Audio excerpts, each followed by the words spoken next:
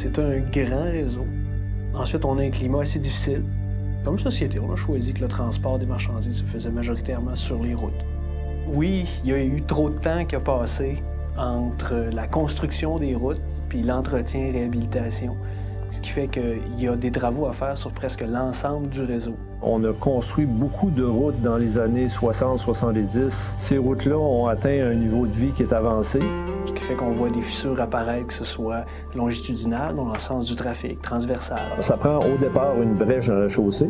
Ensuite, ça prend de l'eau. Quand l'eau pénètre à l'intérieur des fissures, avec le gel, ça gonfle. En gonflant, ça fait lever le pavage. Le dégel va provoquer un affaiblissement ponctuel dans le temps puis très dramatique. Ça fait partir les couches de surface et puis là, ça fait un trou. Fait qu'on se ramasse avec des nids de poules. Les hivers plus doux, ce que ça veut dire, c'est qu'on a plus de cycles gel-dégel.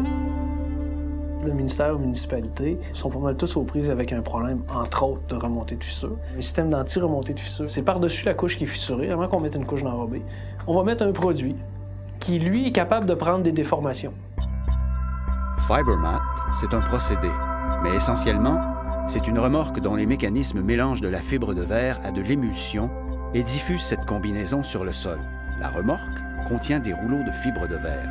Les filaments, aspirés à l'intérieur de conduits de métal par des jets d'air comprimés, sont dirigés vers des rouleaux qui possèdent la double fonction d'entraîner la fibre vers le sol et de la sectionner en courts segments.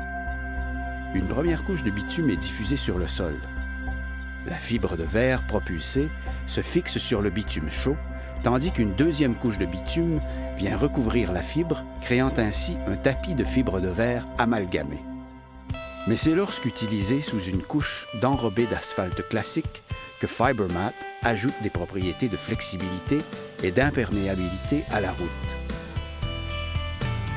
Avant de réaliser les travaux de pavage, on a demandé au ministère des Transports si on pouvait réaliser une planche de référence sur leur contrat. Et puis, le ministère nous a accordé 10 000 mètres carrés. C'est une route qui est assez fissurée à cet endroit-là. Et puis, c'est une route qui est sollicitée avec beaucoup de trafic. Après une opération de planage visant à lisser la chaussée, l'équipe de Cintra était prête à débuter les opérations de pose du FiberMat.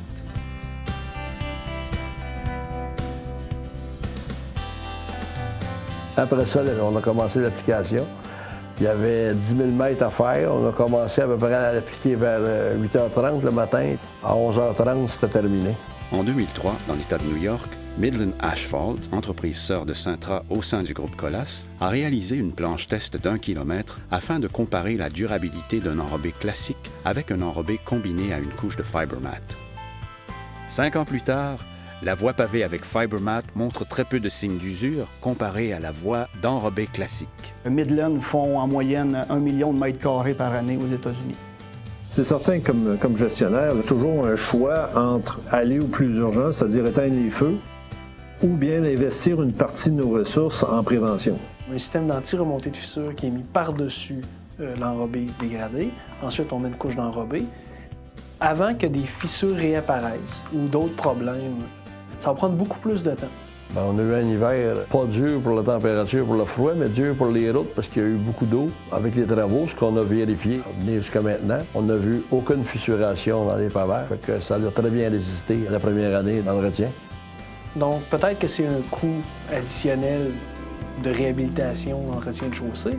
À long terme, ça va coûter moins cher, étant donné qu'on revient moins souvent.